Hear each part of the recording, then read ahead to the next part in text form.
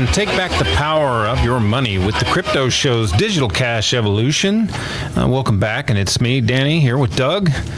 And we're going to give you a little bit of information about cryptocurrencies. We had some fun in the first break, bashing on the government. Hey, that's fun for everybody. Do we got any other bashing we want to get out or no? No, the pig sperm did it. Okay, pig sperm did it. You can't follow that up. Yeah, you can't. You can't follow that one. So, well, Doug, tell me what do we got going for tonight? What are we going to teach people? So this is Bitcoin 101, intro and Q&A, and I really like the Q&A portion of it because you can learn so much more in a dialogue versus sitting in front of your computer and YouTubing terms or Googling terms, and you can't get your questions answered directly. And so you could spend a week Googling, or you can come in up to us for an hour and see our presentation and get your questions answers right then and there. You know what I forgot to mention earlier was in our next segment we're going to get rid of the idea that gun control is even a thing anymore. Our guest in the next segment will be Cody Wilson, who's actually put an end to the gun control debate. He won his lawsuit, and gun control is dead, so forget it. Thank God for that. Yeah.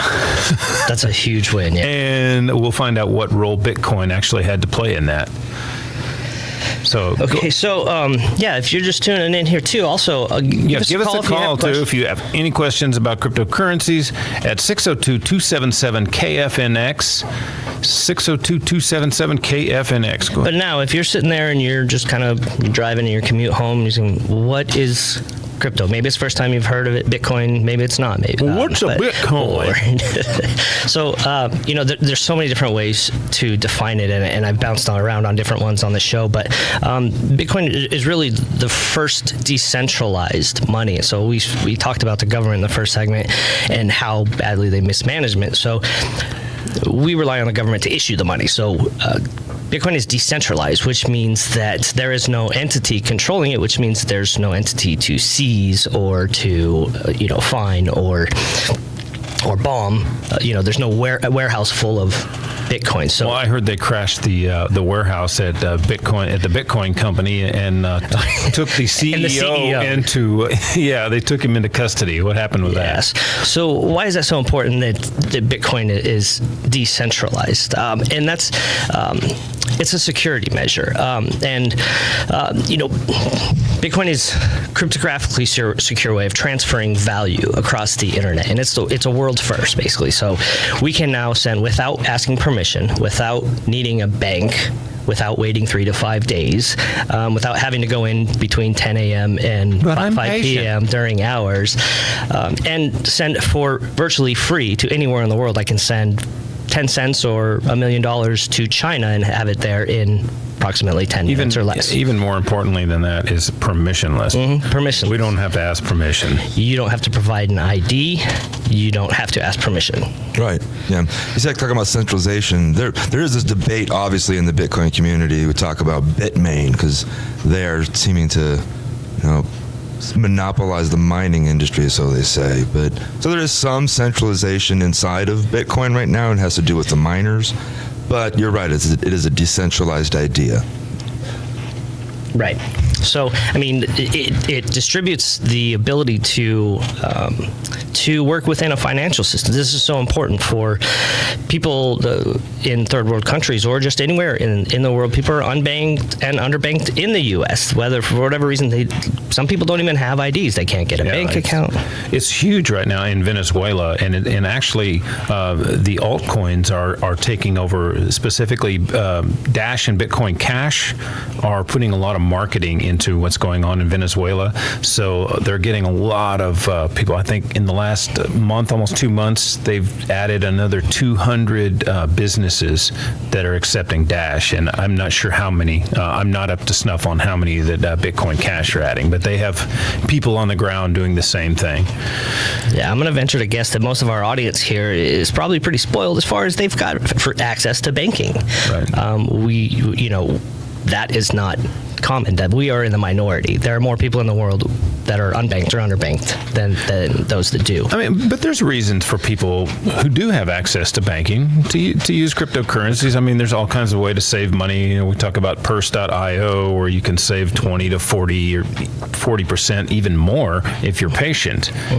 So, you know, there's rewards.com. There's all kinds of different ways of saving money, and just the feel of having your own money, that you didn't have to go down and beg some banker to open your account.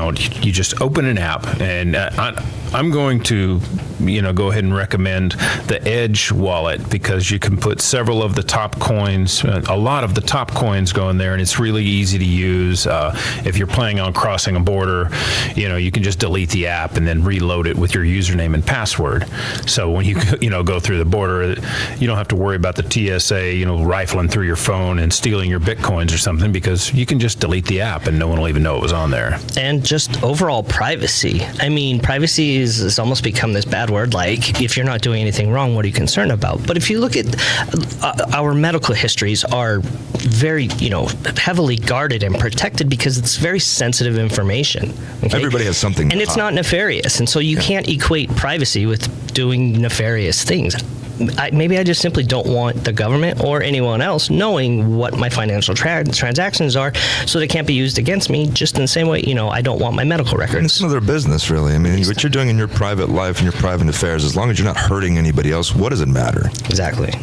So Awesome. So what are some of the things that we can expect from the class? I mean, what does the class consist of? And if you do if you guys come out tonight, set up the Edge wallet, I'll give you some Dash. Just come on out and you get some free cryptocurrencies. Cool. And we'll show you how to use them. And we will have an ATM there if you want to check that out. You can, And if you are just now tuning in, we'll repeat the location again. It's at 75th Avenue in Peoria at Don's New York Pizza.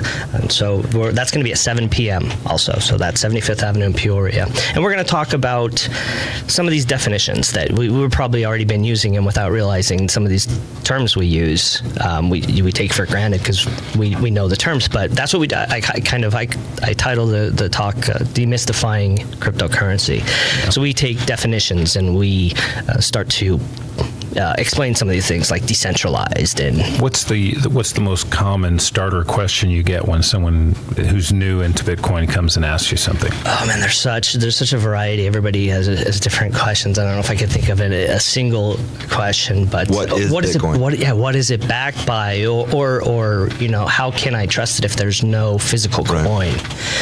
And so, and how much of our current money is in physical form?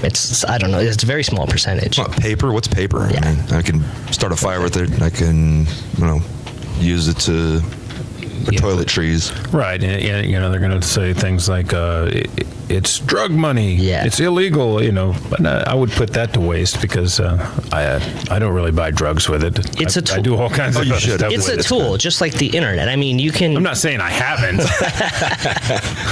I'm just saying I don't. Great deal when you do. No, I'm kidding. And the fact is, we should be able to, make whatever decisions we want to make, so long as we're not harming anyone else. Some people like the drug war. Some people, they're maybe on the fence about the drug war and say, well, maybe drugs should be illegal. But then you turn around and you say, okay, how do you feel about that law in New York where they said they can't sell you over, 12 or 18, 16 ounce soda just because it's going to make people, and then people. But can I buy 2 16-ounce sodas? Bring your friend with you. It's asking for a friend. Here, this is for my friend. This is my friend. Oh my God.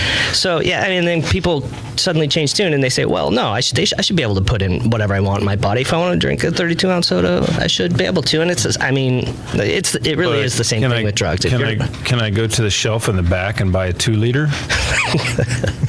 There's ways around everything. Which is a little bit bigger than the Big Gulp anyway. There's ways around everything. Yeah. So, it's just like, and when did making drugs illegal ever stop anyone from doing drugs anymore? Of course, it just stops the people that are the good people that won't do drugs anyways from doing drugs. Doesn't make any sense. Well, yeah. Well, at least they've made drugs legal now. Somewhat. In some states. Well, some drugs. Got to have your permission slip here. Yeah. Some people are grandstanding on this as well. like, look at Chuck Schumer. He's grandstanding on the Silk Road so that he can become senator in New York. Yeah. And what's this poor kid get out of it? He gets 2 life sentences for creating a website. So, and then what does he do? Here recently, he realizes that the drug war is more popular. Legalized marijuana is more popular than unpopular. So now he's actually quoting from the Silk Road manifesto, saying that marijuana doesn't hurt anybody. We shouldn't be trying to lock people up for the rest of their lives because marijuana doesn't hurt anybody, man. So he's grandstanding on the Silk Road, and then he turns around and steals lines from the Silk Road to further his career now. It's a politician. What do you expect? Yeah. So we'll be right back.